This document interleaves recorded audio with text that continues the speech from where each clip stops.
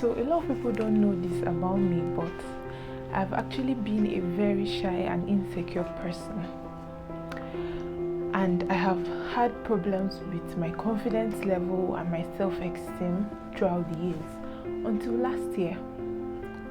I don't know what happened basically, but it was a life-changing game for me.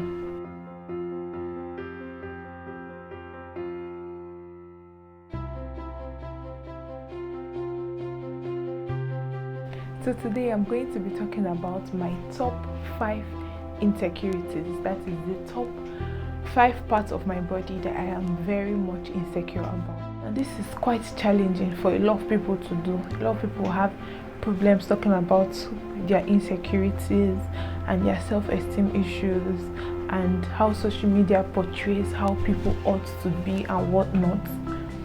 But I believe that life is too short to not be confident.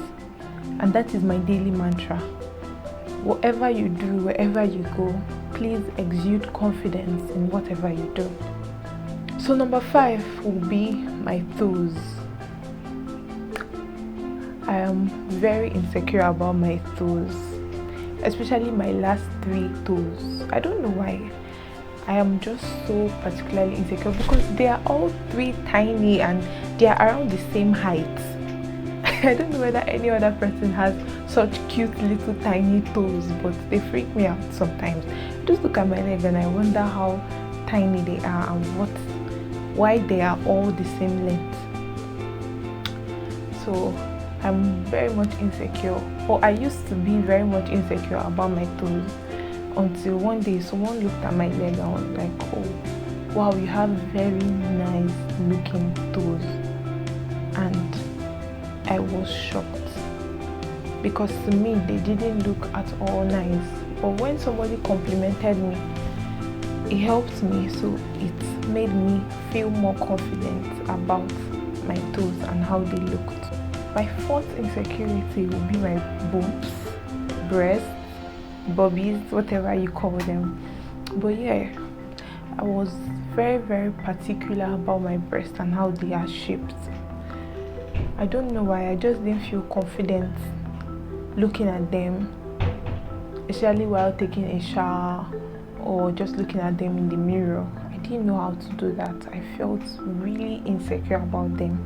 I felt really scared if maybe somebody had to look at me and my boobs didn't look good, or if I had to wear an outfit and my boobs didn't fit the outfit or they didn't look good. I used to feel very, very insecure about them. I think I still do, but it's better. I'm getting better at it. Number 3. Wow, we're getting to the tough part here. Number 3. I think the number 3, 2, 1 I'm going to call, I don't know, but I just arranged them in that order to fit because my top 3 insecurities are just the top 3 for me. But if I had to choose in what order, I think this one will be number 3. And number 3 is my hip dips.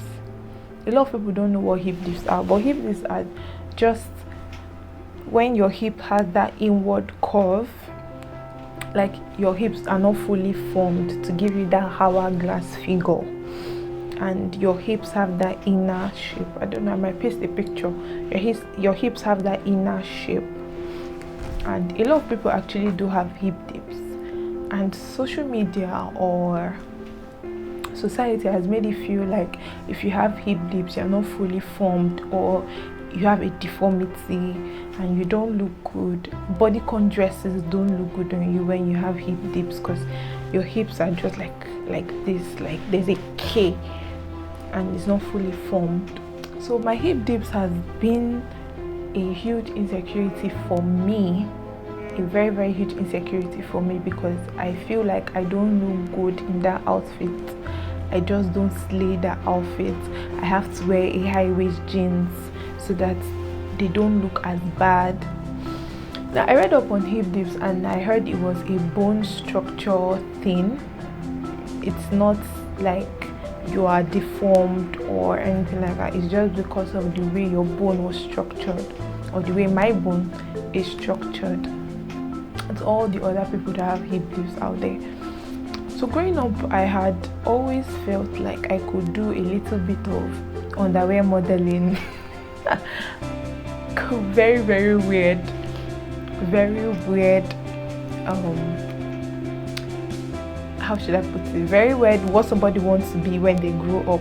So I've always felt like I could do a bit of underwear modeling, especially when I start getting my small boobs on my ass. I've always liked being an underwear model, but when I finally discovered that I had hip dips, I didn't know what they were when I was growing up. I just knew that my hips were not fully formed.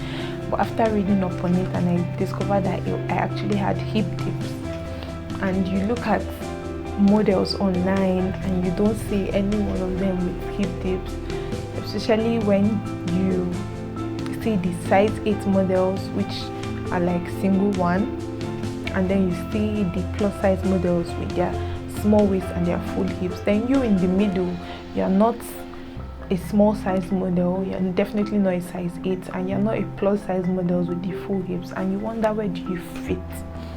What are you good at? Where do you fit in? Because you have hip dips. So it still is a huge insecurity for me, but I think I am learning better to embrace my hip dips along the line. I'm learning how to be confident in my bodycon dress with my small fupa and my hip dips. So yeah, my hip dips is still a huge insecurity for me. Number 2 would be my hair. My hair has always been a problem for me, always. So I'm naturally bald. Like, I don't have front hair here. I don't know how to explain it, but I don't have front hair like here naturally. I didn't do any relaxer treatment. I didn't get any dye or anything. Naturally, they gave birth to me without front hair, like some men are naturally bald. Now imagine me as a woman being naturally bald. It created a lot of side talk, side remarks. Every time I go to the hairdresser, they're like, where is your front hair? Auntie, where your front hair go in pidgin? And they're like, what do you do to your front hair? Okay, try this cream and try this product and try this hair oil. And I keep on answering them all the time, then that it doesn't work. It doesn't work because I am naturally bald genetically. Sometimes I wonder, I was like, why did my grandfather or my father or whoever just pass these genes to me? Like, why don't I have full hair? And the funny thing is that my brothers actually have full hair, and me as the girl child, I don't have hair in the front, like my hair. There's no hair here whatsoever. So it's a huge insecurity for me. I cut my hair a couple of times. I still am on low cut. PS, this is a week. So I still am on low cut, and it's a huge insecurity for me. I used to not like allowing people to see my hair, to know how my hair is, because it just didn't look good. As an African woman, you're supposed to have like this full afro hair, and then you see us that we don't have hair. We don't have hair here. We're just bald. Some of us, our hair is starting from here. Me, my own is that here and here. I don't have any hair at all. So it used to be a huge problem for me, and I think I'm still facing my challenges. But then I see people like the Oddity, Kamsoendo on Instagram, and they are rocking their bald hair naturally, and I'm awed at their confidence. I am amazed at the level of confidence that they do have, because I struggled with it. I know I did. I admit to myself that I did. Sometimes I say it doesn't get to me, but it does. It used to get to me a whole lot. I used to be very upset whenever I want to go make my hair, because I know that the hairdressers are definitely going to ask. At some point, I stopped to one hairdresser because she has seen my hair before, so she's not supposed to complain about the hair anymore. But when you're making hair in public, especially if the hairdresser doesn't have a salon, which my hairdresser didn't have at that point, she was in the market, so I still have to come outside to meet her in the market, and then other hairdressers are there.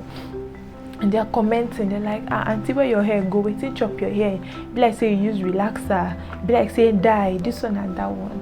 And it got to me, made me feel very, very insecure and very shy, and I didn't want to be in public. I didn't want to have my hair out in public. I still don't want to have my hair out in public anyways, but I think now I'm much better than before. So much better than before. I can rock my low cuts whenever I feel like. I can wear my wigs.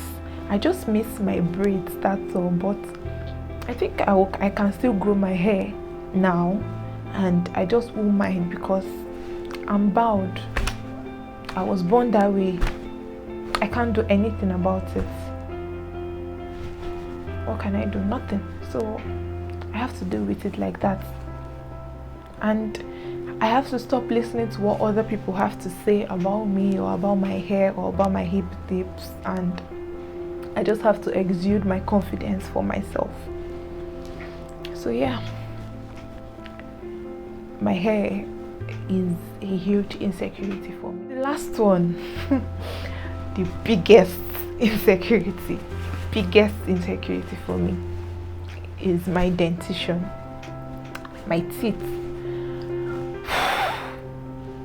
Wow, I can't begin to start talking about how my dentition is a huge problem for me, especially my gap teeth. Now I have two gap teeth at the side. I have one here. Okay, I have one here and I have one here. I have two huge gap teeth at the side of my teeth, and I have one in front, and my teeth is not properly aligned. Now growing up, I was a suckler. Is that what they call them? Children that suck go on their fingers. I used to suck this too. I was a smoker. So I used to suck this too, and my mother stopped allowing me to suckle because it didn't look nice. As they are growing up and keep on sucking, imagine an adult sucking their finger, like it doesn't look nice. So when she stopped me from suckling, it enabled me to leave my mouth open while I'm sleeping, right?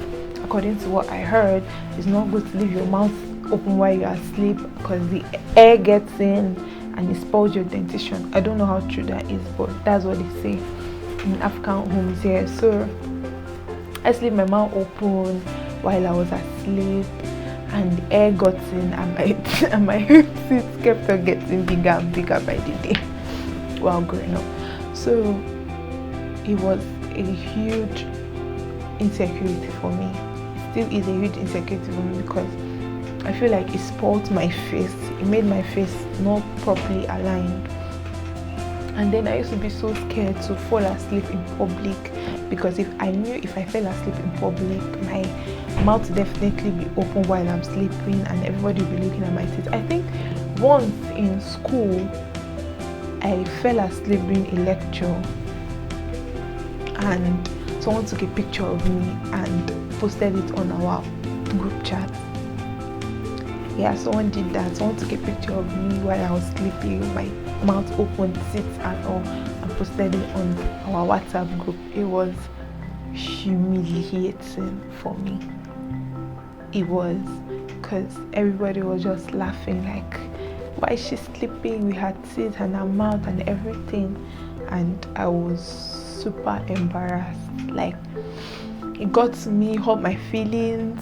I was so sad. From then henceforth, I used to be so scared of falling asleep in public. I make sure that if I'm so tired, maybe it's a boring lecture or a boring seminar or something that is very, very tiring, or I'm super exhausted, or I didn't get to sleep during the night and I have to sleep and it's in public, I make sure to hold myself and not sleep. Or maybe while traveling, I make sure not to fall asleep while traveling. If I do sleep while traveling, I have to be with a hanky to cover my face while sleeping, or I have to lie on the next person beside me. Maybe if I'm traveling with like a friend or a sibling, I have to lie on them and then shield my face with my hand so that my teeth is not exposed while I'm sleeping, or I have to cover my face with a handkerchief or a scarf. I just have to take those precautionary measures while sleeping in public so that I don't fall asleep, and while I'm in a deep sleep my mouth is open and my teeth are, and people are taking funny pictures of me. So it was a huge problem for me, a huge insecurity. It still is. I still get conscious of laughing in public. When I want to laugh, I make sure I try to cover my mouth while I'm laughing. I don't know how to fold my head back and laugh. Just cover my mouth when I'm laughing, or try and giggle when I'm laughing, so that I don't show everybody my dentition. That is not good. But along the line, I kept on telling myself that why would I keep on listening to what people had to say about me? Why do I have to pay attention to what people think about my face, my teeth, my hair, my hip dips, my belly and whatnot? So I decided to stop listening to what people had to say and then just exude confidence. And from the lockdown, ever since I post the picture, I keep on telling myself that I am beautiful, I am confident, I am strong, I'm a speck. Like I keep on telling myself those affirmative words, and it wasn't easy. I still am insecure about all these things and other things I don't want to mention in this video, but these are the top 5 that I am super insecure about. And for me to sit down and record a video and post it, I think I'm getting there, because I look at a lot of confident women out there, especially when women release videos of their belly or their dark pits or their dark knuckles or their dark knees, and they rock an outfit and they are so confident, they know how to pose, and they are so pretty and beautiful. And I ask myself that why can't I be like this person? Why can't I be this confident? Why can't I be this happy? And I stopped listening to what every other person had to say. And yeah, you might insult me, or the picture of my teeth or my hip dips might get posted out there, and someone will be like, okay, look at her teeth, look at her gap tooth, look at her funny waistline, look at her funny hips, look at her funny shaped legs. And yeah, people will talk. People will definitely talk about you. Everybody doesn't have to be body perfect. That's the thing. I'm not saying if you have money to be body perfect, you shouldn't do it. Go ahead, anything you want to do, and as long as it makes you happy, you should go ahead and do whatever you want to do. If I had the money to work on my teeth, I definitely would.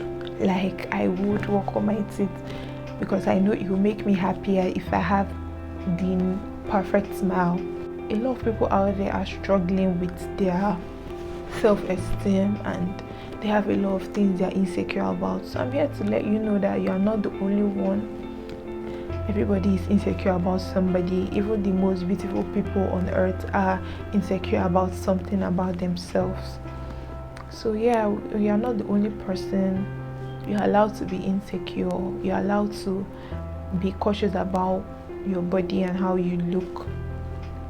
But if you were born that way, and for now there's nothing you can do about it, maybe you don't have the money for now to change your body, to do whatever you want to, you just have to rock your confidence. Because if you don't rock your confidence now, when you don't have the perfect body, when you do have the perfect body, you'll still find it hard to be confident.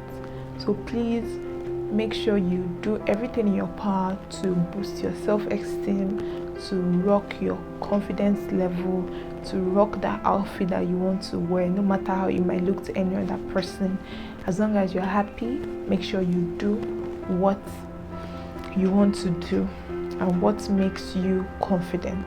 So guys, thank you for watching this video. I hope this video made somebody out there confident today about their personality, about their body and how they look.